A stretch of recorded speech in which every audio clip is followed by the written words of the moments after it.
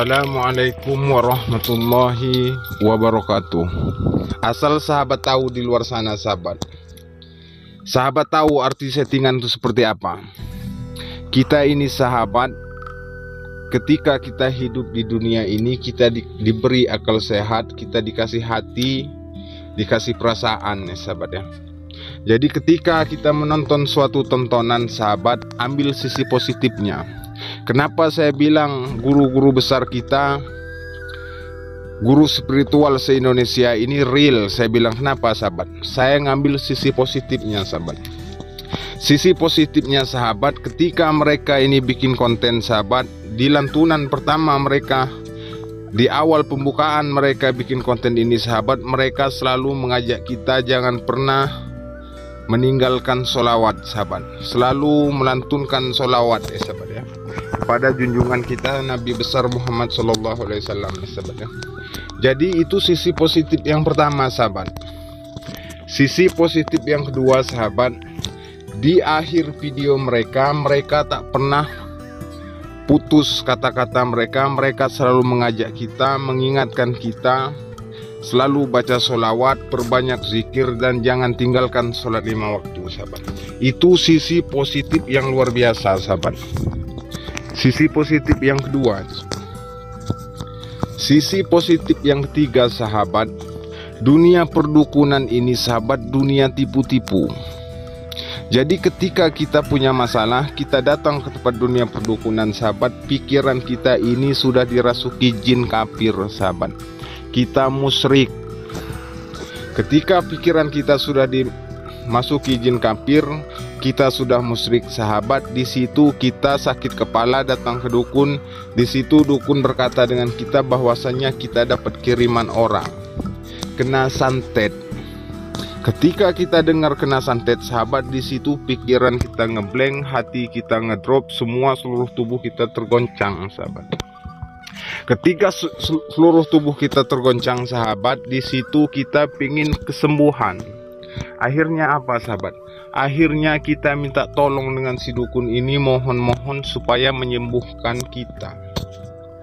Akhirnya dia menyembuhkan kita dengan cara begini di luar syariat Islam, sahabat. Lalu kita memberi mereka mahar, ucapan terima kasih, sahabat. Lalu kita pulang, sampai di rumah, sahabat, sehari 2 hari kaki kita yang sakit, sahabat. Di situ kaki kita sakit, padahal gara-gara kesandung. Di situ kita sudah ngeblank pikiran kita. Pikiran kita ini jangan-jangan kiriman orang lagi. Kenapa? Karena pikiran kita sudah dibumbui oleh dukun itu tadi, sahabat. Jadi untuk para sahabat di luar sana, ketika ada masalah, jangan kalian pergi ke dunia perdukunan, sahabat. Dunia perdukunan ini, sahabat, selain dia musyrik, dunia tipu-tipu. Semua dukun di luar sana penipu, sahabat. Kalaupun ada dukun di luar sana yang bilang dia tidak penipu, temui dengan saya, sahabat. Tes dengan saya, sahabat.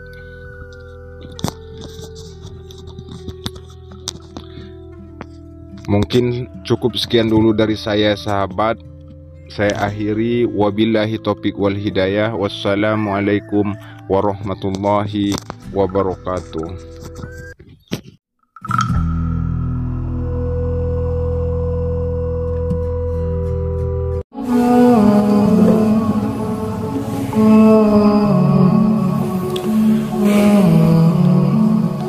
Bismillahirrahmanirrahim. Assalamualaikum warahmatullahi wabarakatuh. Teman-teman yang menonton video saya pada kesempatan ini, dimanapun teman-teman berada, saya ucapkan semoga teman-teman selalu dalam lindungan Allah Azza wa Jalla, selalu dilapangkan rezekinya, diberikan kesehatan dan nikmat dalam beribadah kepada Allah Azza wa Jalla. Pada kesempatan ini saya akan kembali membahas tentang Gus Sakti. Ada Gus Samsudin, ada Gus Idris, Gus Soleh Pati, ada Gus Nur Samsun, ada Kang Ujang Bustomi, dan lebih banyak lagi bermunculan Gus Sakti. Saktinya di YouTube, yang kerjaannya setiap malam mereka memberantas, memburu, mengobrak-abrik dukun santet. Teman-teman bisa saksikan pada video-video mereka yang saya sebutkan tadi. Setiap malam selalu ada dukun santet yang diburu. Tidak tanggung-tanggung, 100 orang dukun santet minimal setiap malamnya. Kalau satu minggu sudah 700 dukun santet yang sudah diburunya, yang sudah diobrak-abrik mereka. Bahkan ada juga yang satu malam mereka sanggup mengobrak-abrik 900 lebih dukun santet. Kalau satu bulan berapa?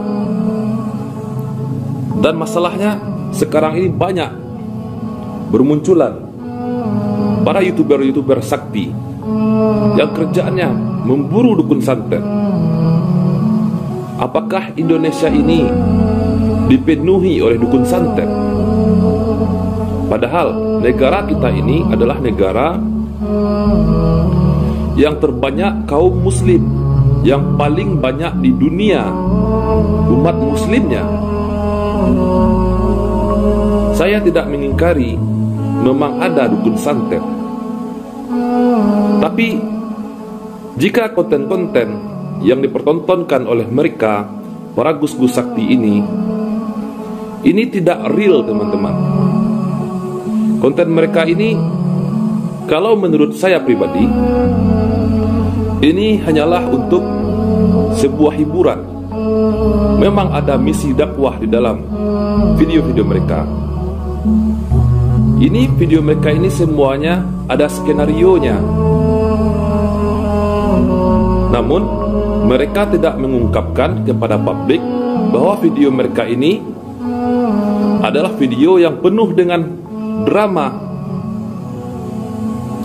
Yang jadi masalah, orang-orang awam yang menonton video ini percaya bahwa itu adalah real, percaya dengan perkataan-perkataan para gus-gus sakti ini bahwa mereka sedang berjuang, mereka sedang berjuang melawan dukun santet.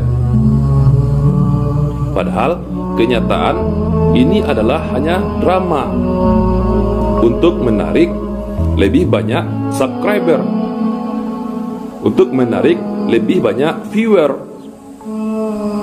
Nah, secara tidak langsung inilah yang menyebabkan terjadinya pembodohan publik. Kenapa saya sebutkan pembodohan publik? Karena mereka mempertontonkan suatu drama dan mereka mengklaim bahwa video ini nyata dan dikonsumsi oleh masyarakat awam, bahwa video ini memang real adanya. Maka wajar banyak bermunculan channel-channel YouTube baru yang mengkritik, seperti Bang TIJ, Joko Arek, dan banyak channel lainnya yang mengkritik tentang drama yang dibuat oleh para gus-gus sakti ini. Termasuk saya sendiri. Saya juga adalah salah seorang yang mengkritik pembodohan-pembodohan publik ini. Kenapa saya mengkritik? Saya beri satu contoh. Ada channel Gus Idris. Gus Idris ini memperlihatkan pada sebuah video mereka, Gus Idris dan tim, melakukan perlawanan kepada puluhan dukun santet, sehingga dukun santet ini pun dimasukkan ke dalam sebuah lubang, dibakar hidup-hidup. Ini adalah sebuah skenario drama yang sudah mereka susun skenarionya. Namun masyarakat menangkap video ini adalah video nyata. Jika video ini adalah video nyata, maka kenapa Gus Idris dan tim tidak terkena kasus hukum? Karena sudah membakar hidup-hidup puluhan manusia dalam sebuah lubang. Teman-teman, kita hidup di negara hukum. Jangankan membunuh puluhan dukun santet, membunuh satu orang manusia saja itu akan terkena kasus hukum. Apalagi membunuh puluhan manusia, walaupun mereka ini adalah dukun santet. jika video ini adalah video yang real. Nah, namun sayangnya video ini adalah video settingan yang dikonsumsi oleh masyarakat ini menjadi sebuah real, sebuah video nyata. Pada kasus yang kedua, masih kepada Gus Idris. Gus Idris ini mempertontonkan dirinya ini tertembak senjata api.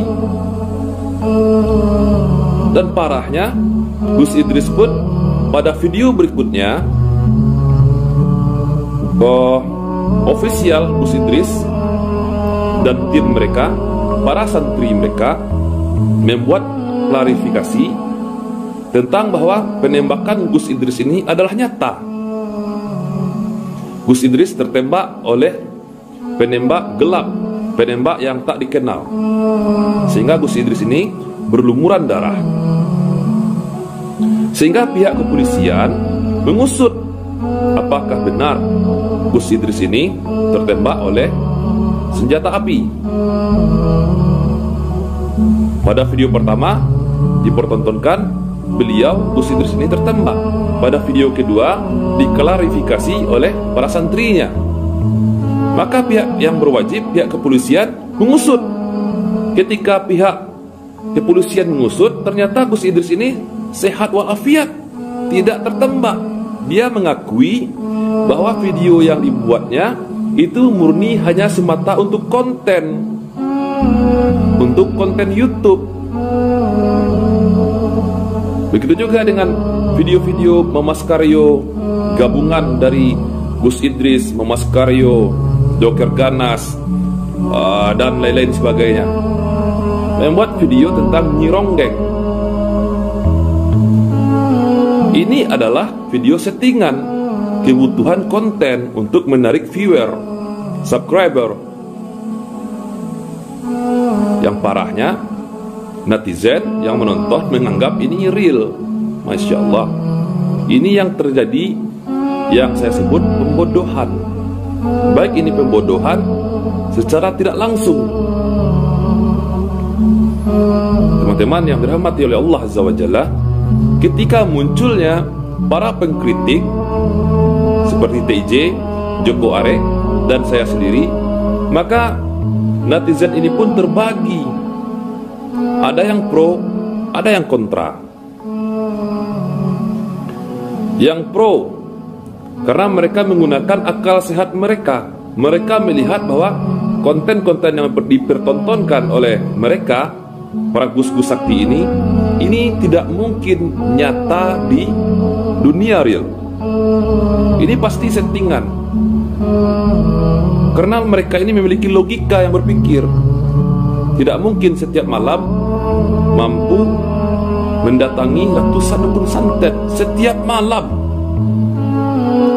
Sedangkan mencari satu dukun santet aja sangat susah. Apalagi dukun santet ini pun mau masuk ke dalam kamera. Nah, datang golongan yang kedua, yang pro kepada para gus sakti. Mereka ini membela mati-matian, menghujat para pengkritiknya, menghujat TIJ, menghujat Joko Are, menghujat saya. Mereka ini adalah para fans yang fanatik buta, yang logikanya sudah diracuni.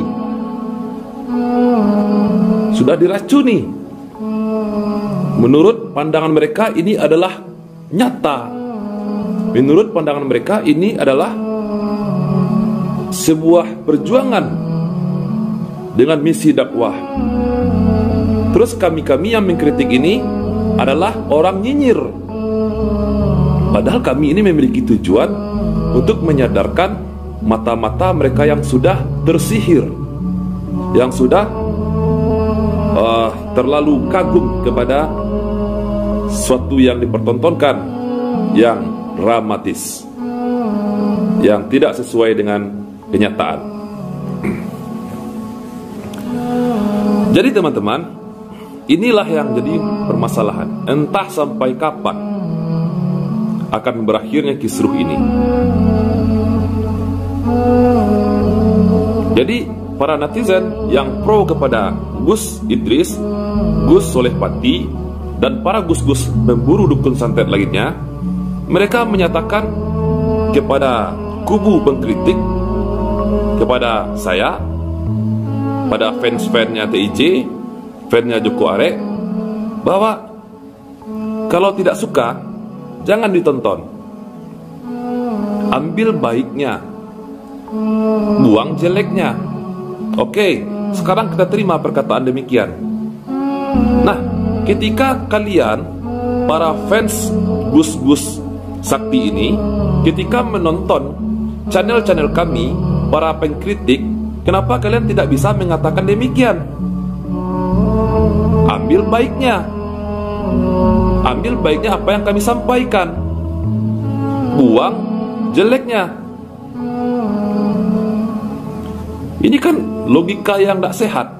Ketika kita menonton channel-channel para gus-gus sakti mereka mengatakan ambil baiknya, buang jeleknya. Nah, ketika mereka menonton para pengkritik, mereka tidak mengambil kaidah ini. Apa salahnya mereka ambil baiknya yang kami sampaikan, buang apa yang jelek yang kami sampaikan. Nah, mereka juga mengatakan kalau tidak suka dengan konten-konten para gus sakti ini, maka jangan ditonton. Oke, sekarang jika kalian, para penggemar gus-gus sakti ini, tidak suka dengan konten-konten pengkritik seperti konten saya ini, ya jangan ditonton. Itu aja kok repot. Sebenarnya ini netizen ini sudah terbagi menjadi dua. Ada yang pro, ada yang kontra. Bahkan ada yang lebih parah lagi, menghujat tidak memiliki dasar. Ini namanya gulu, kagum yang berlebih-lebihan. Mereka mendebat TIJ, mendebat saya, mendebat Joko Arek, tapi mereka tidak memiliki hujah untuk berdebat. Mereka tidak memiliki ilmu untuk berdebat. Hanya cacian, makian. Teman-teman, sekarang saya berikan satu contoh lagi. Satu contoh yang paling sederhana. Jika ada seorang pedagang bakso, ketika seorang pedagang bakso ini berjualan bakso, ternyata baksonya yang dijual ini berasal dari daging anjing, dari daging babi, haram bagi umat Islam untuk dimakan. Nah, ketika Anda mengetahui bahwa bakso yang dibuat oleh pedagang bakso ini dari daging anjing dan daging babi, apakah kalian akan tinggal diam? Tentu saja tidak. Apakah kalian akan mengingatkan teman-teman kalian, saudara-saudara kalian, untuk jangan membeli bakso tersebut? Jika kalian mengingatkan saudara-saudara kalian, keluarga kalian, teman-teman kalian untuk tidak membeli bakso tersebut, maka ini jempol untuk kalian. Kenapa? Karena kalian sudah melakukan yang benar. Ini namanya bukan ghibah, teman-teman. Kenapa tidak langsung dikritik saja tukang baksonya? Kalau kalian langsung mengkritik tukang baksonya ini belum tentu mau menerima kritikan Anda. Jadi masyarakat yang tidak mengetahui maka akan terus mengkonsumsi bakso-bakso haram ini. Seperti itu jugalah kami. Kami memahami bahwa yang dipertontonkan oleh mereka ini adalah skenario. Ini hanyalah settingan yang mana isinya pun di dalam dibingkis dengan secara Islami, dibingkis dengan salawat-salawat kepada Rasulullah. Namun yang mereka pertunjukkan untuk memberantas dukun santet ini, okelah, ini ada yang bisa kita ambil. Tapi mereka mempertontonkan dengan menggunakan ilmu tenaga dalam, dengan mempertontonkan ilmu sihir, bahkan sampai menampakkan aurat laki-laki dan aurat perempuan. Juga mempertontonkan kekerasan, pembunuhan, manusia dibakar hidup-hidup, keris menancap di perut atau di dadanya, darah di mana-mana. Selain dari pembodohan, ini juga konten kekerasan. Nauzubillah. Maka bayangkan jika anak-anak Anda menonton video-video seperti ini, apa yang Anda pikirkan? Sekarang zaman semakin canggih. Anak-anak usia 5 tahun sudah bisa menggunakan HP, sudah kenal dengan YouTube. Nah, ketika menemukan video tentang ini akan merusak moral anak-anak yang di bawah umur. Inilah bahayanya, teman-teman. Untuk itulah kami, para pengkritik, memberikan edukasi kepada masyarakat supaya masyarakat sadar bahwa ini hanyalah konten hiburan. Saya tidak melarang kalian untuk menonton channel mereka. Silahkan, itu hak kalian. Saya tidak memaksa untuk kalian untuk unsubscribe. Saya tidak memaksa kalian untuk tidak menonton video mereka. Silahkan, itu hak kalian. Cuman ini hak saya, hak TIJ, haknya Joko Arik untuk mengkritik. Kalian punya hak untuk memilih, dan kami pun berhak untuk mempertontonkan apa yang kami pikirkan, apa yang kami yakini. Begitu juga dengan para gus-gus sakti itu. Mereka pun juga punya hak untuk mempublikasikan. Jangan kalian katakan, oh, saya hanya santai-santai aja duduk di depan kamera, nyinyir. TIJ juga, Joko Arik juga, namun numpang tenar untuk mendapatkan subscribe, untuk mendapatkan dolar. Teman-teman, jika yang dilakukan oleh para YouTuber memberikan edukasi kepada masyarakat, tidak bertentangan dengan syariat Islam, apalagi memberikan ilmu yang bermanfaat, mendakwahkan Islam, maka insya Allah pendapatan dari YouTube itu adalah halal. Berbeda dengan para YouTuber yang menampakkan kemaksiatan, membodohi umat, pembodohan publik, menjual ayat-ayat Al-Quran, menjual salawat-salawat untuk sebuah drama yang tidak benar, dan dibikin disclaimer bahwa video ini adalah video yang nyata atau video yang real. Ini yang salah, ini yang kami kritik. Baiklah teman-teman, cukup sekian video saya pada hari ini. Silahkan bagi teman-teman yang tidak suka dengan video ini, silahkan dislike. Silahkan kembali kalian lontarkan hujatan demi hujatan. Namun sebelum itu saya akan berpesan kepada kalian, sama dengan pesan kalian ketika kami menonton pada video-video para gus-gus sakti kalian. Kalau kalian tidak suka, tidak usah ditonton. Paham? Kalau kalian tidak menyukai kami, ya nggak usah ditonton. Kalau kalian menyatakan di channel-channel gus-gus sakti kalian, ambil baiknya, buang jeleknya. Ya sekarang kalian pakai kaidah itu. Ambil baiknya yang apa kami sampaikan, dan buang jeleknya. Kalau tidak ada baiknya bagi kalian, ya jangan ditonton. Ribet, membuang-buang kota kalian, membuat jari jemari kalian capek untuk mengetik komentar, menghujat. Baiklah teman-teman, barakallahu fikum. Saya Reski Maesa Putra. Assalamualaikum warahmatullahi wabarakatuh.